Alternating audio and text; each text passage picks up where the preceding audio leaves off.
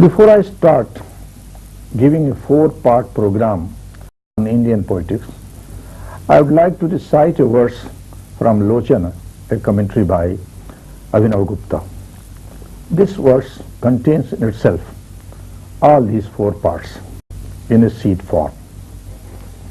Apurvam yad vastu prathayati vina karana kalam jagan grava prakhyam nijarasa bharat sarayati yat karma prakhyopakshya prasara subhagam bhasayati tat saraswatyas tattvam kavi sahridayakhyam vijayate. Those 4 parts are speech, the role of speech as a medium of communication, and more as a medium of communion, or rather communion itself. The second part deals with the Sahridaya concept, because Sahridaya is the mediator between the poet, the artist, the creator, and the poem, the piece of art. He is the testing ground of the validity of the experience. So I deal with that in part 2. Part 3 deals with the concept of rasa. Why is it needed? What is this concept? How is it very focal to the theory of Indian poetics? And the 4th part deals with a summing up of all these concepts and a generalization of aesthetic theory applicable to all works of art, whether they be painting, poetry, performing arts, visual arts.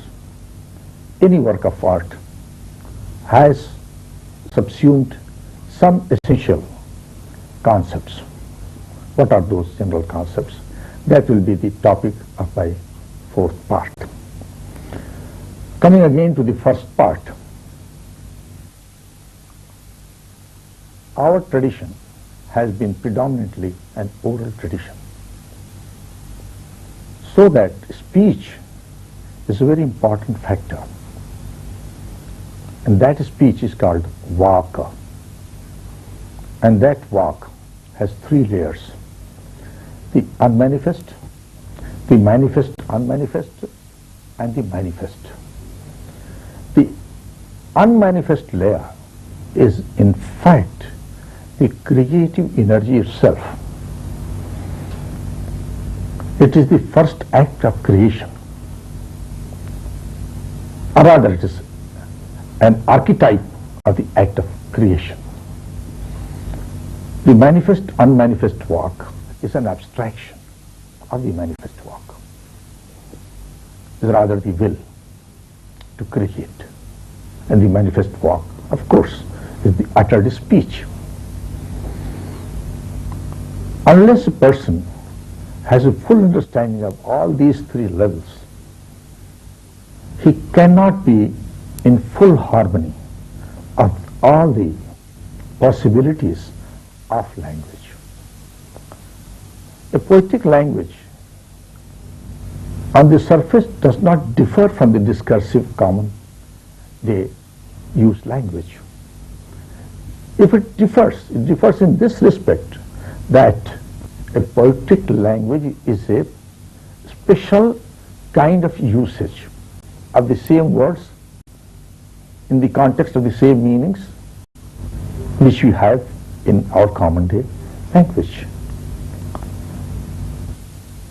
It differs in this respect that those words are arranged in a way that they give so many messages at the same time. They are not unilinear. They are multilinear, multidirectional.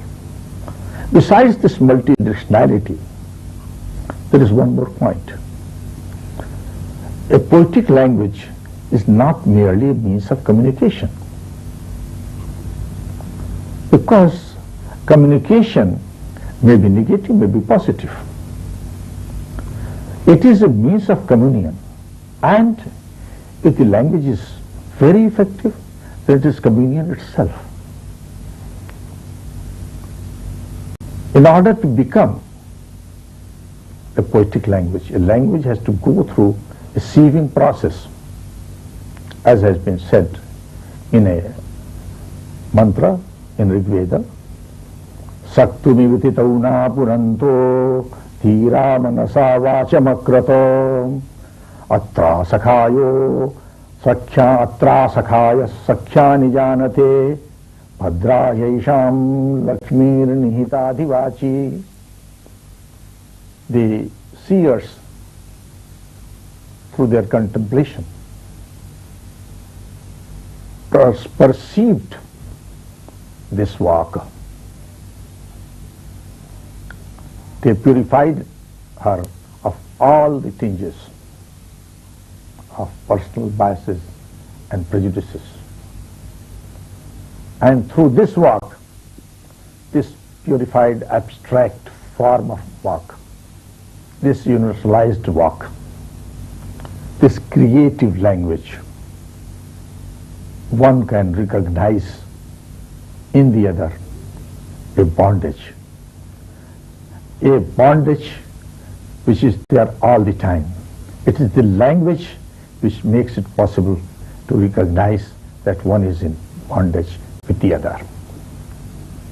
No one is complete in oneself. For one's full realization, one needs the other. The other is in him. It's not outside him. So this identification with the other, this communion with the other, is the main function of the creative language or the poetic language. The second aspect of this poetic language is that it requires a person who is an adept in several language experiences which are similar and yet dissimilar. And such a person has every time a unique experience, and this series of unique experiences make the language replete with echoes and re-echoes. That's why a poetic language becomes the language of future, has a potential of becoming the language of the future. A poetic language is a process of manifestation of the full potential of the collective memory, the collective intellection, and the collective feeling of a people, made possible through an intense heated desire of communion. Unless that desire for communion is there, nobody can create, nobody can come out with words which are suitable to express the particular feeling. The particular is as important in poetic language as the generalized, the universal. In fact, both stand in complementation to each other. This aspect can be fully understood only through the process of different layers of meaning: direct meaning, implicit meaning, suggested meaning, meaning beyond meaning, depending on the situation in which that part of speech occurs, the situation in which the addressee or the addresser is placed, the situation in which the entire structure is placed. That's why a poem, if it's a good poem, is created again and again when it is read. And it is repeated and gives new meaning. It's not like commentary language, which is, when repeated, becomes very flat, which does not have any flavor in it. But something which is put in poetic language is repeated and charges it with some other meaning. More beautiful, more sensible for the time and space in which the recipient is placed. This has an overpowering influence. This can carry away the Sahridaya, the reader, with it. This carrying power in this poetic language is very important. And it is made possible through the mediacy of Sahridaya. I'll come to that later. At present, I would conclude this part of my program with a very simple illustration from Kalidasa. Very simple illustration. When you listen to a piece of poem, something happens of which you are not aware, at least not aware in your outer consciousness. It was there.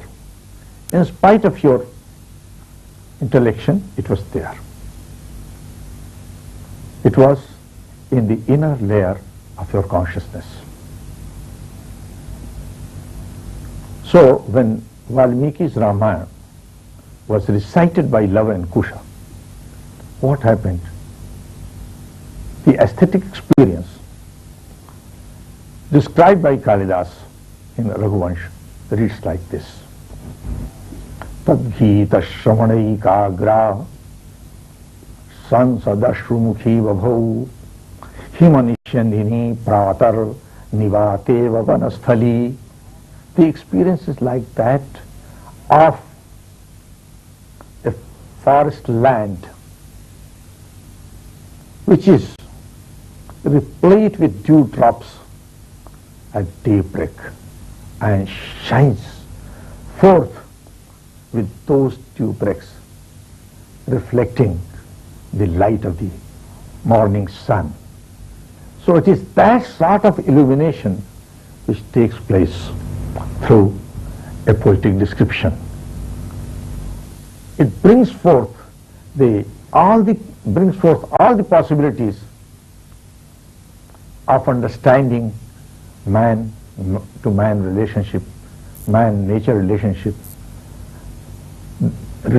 between inner and outer man into light. And it is a overpowering experience brought by means of words and their meanings. As I told earlier, this Vaka, this purified Vaka, this abstracted Vaka has the power to give out the full significance of the reality outside and of the reality simultaneously, which is within you.